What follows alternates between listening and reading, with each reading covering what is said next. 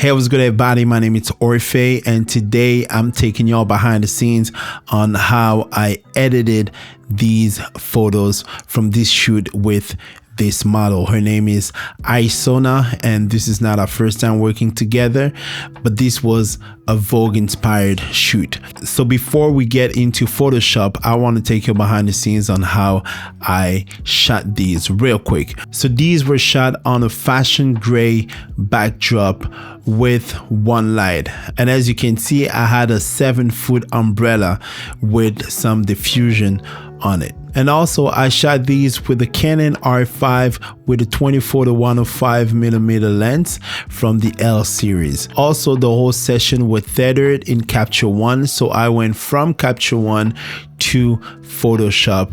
At the end of the photo session, I decided to do a little video, and I shot this with the red Komodo. And unfortunately, I didn't have any behind the scenes so I could show you my setup, but this is kind of what came out of my red, and I shot this for Instagram, so I wanted something vertical. So here we are in Photoshop.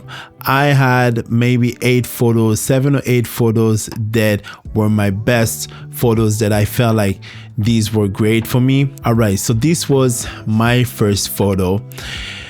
I'm going to, let me just click here. This was the original photo, and as you can see, the background was a little bit dirty, but not a little bit, but you know, the first thing that I did, I cleaned up the backdrop and also the skin.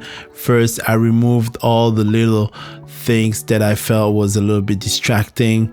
Let me go here, and unfortunately I didn't name this. And then I added a second layer, and then there was another layer. Let me go back to this so you can see the behind the before and after. What am I saying? The before and after.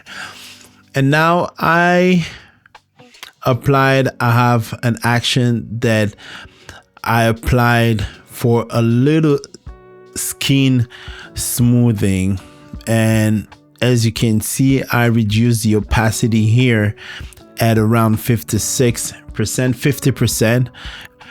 And to add a little bit of contrast on the photo, I created a black and white layer. So usually I go here and I choose black and white, and then I change the mode to a soft light, just to create a little bit of, you know, contrast, not contrast, but a little bit of add a little bit of dimension to the photo. And then I went into, so let me just get back a little bit. I have the dodge and burn just to add few details, to add more details. So let me just remove this here to add details. As you can see on her leg here, and also her hair, I wanted to add a little bit of definition and a little bit on her right arm here. I mean on her left arm, but you know what I'm saying.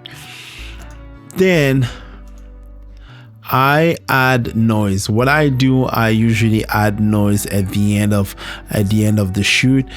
If you want to see the way I add noise, I have a video. You can click here, and actually I think this was my first video. I used to go by a different name, Andy Voss, but you can see how I add noise to the picture. So this is what I applied on the picture.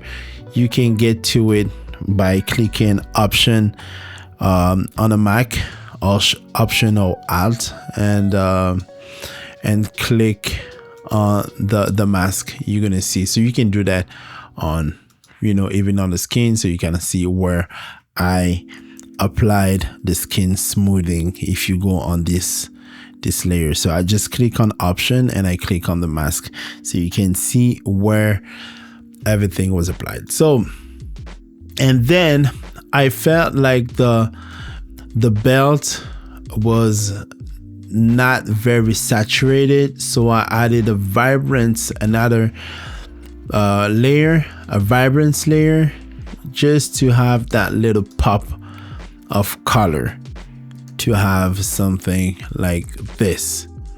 And usually you might see in all my photos or all my Photoshop sessions that I have a top layer. For me is just to see the contrast, to see the tones, when and how or where to apply my dodge and burn. All right, so let me show you the dodge and burn before and after, and voila. So let's go on the second photo. On this photo, this is the before.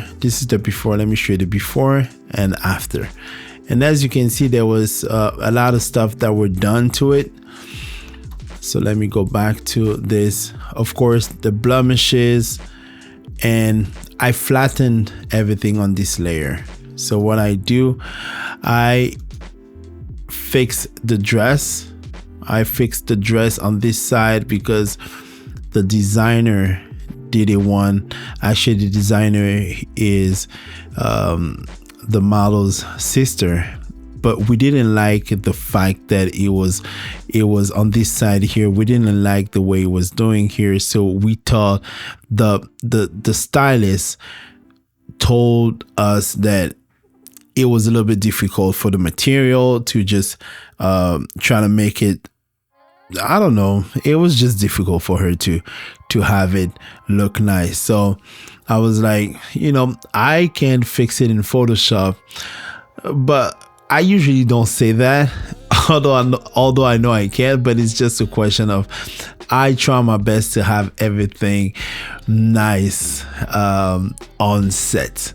All right, so this is everything that was done, as you can see on the side here, and a little bit this part, and of course everything on the she had some clippers, or these also were removed. As you can see, there's a little patch here, but the photos will never be seen this close.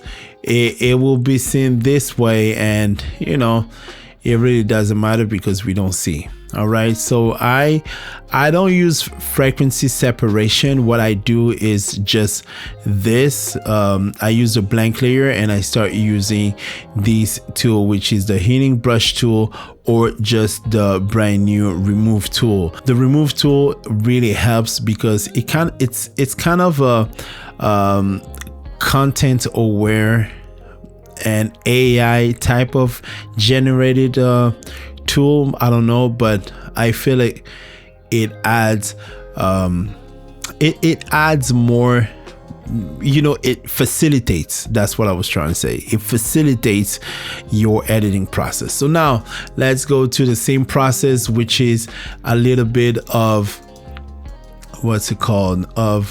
contrast, and to add dimension to the photo. And of course, dodge and burn. As you can see, this is the before, this is the after. This was a little bit more effective because the photo was closer. You kind of see what was done on the face, on here, the bags, and all, and even on the forehead.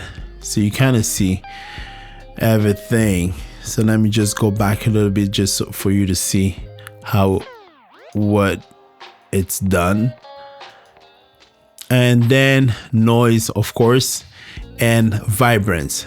I added vibrance for the earrings because I also, once again, I wanted to add more colors to the earrings and also on the belt itself. All right,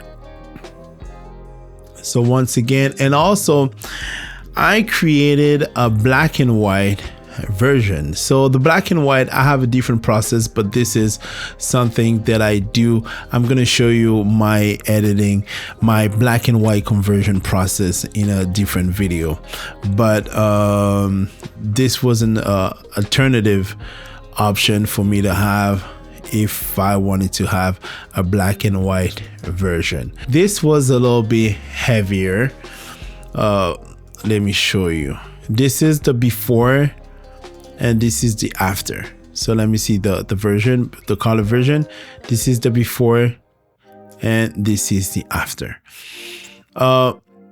Let me go to it real quick. Same process. I don't use frequency separation. I remove everything that I feel distracting, but also I make sure to keep things that are permanent on the face. So I added a little bit of skin smoothing, but also reduced the opacity, as you can see here. And another thing, this is a curve layer. And on the curve layer, what I did, I actually brought this down a little bit. So my black point was moved a little bit on the right. As you can see, if I put it, this is the initial state, but let me put it back. This is what it does. It kind of removes that, you know, that haze. Photoshop doesn't have the haze, but you know, it removes that haze. And of course, dodge and burn. This is my dodge and burn technique. It's just as you can see, I wanted once again to add definition and also make sure that, you know, some parts of the face were not were smoothed out. Done. Vibrance for the earrings and black and white.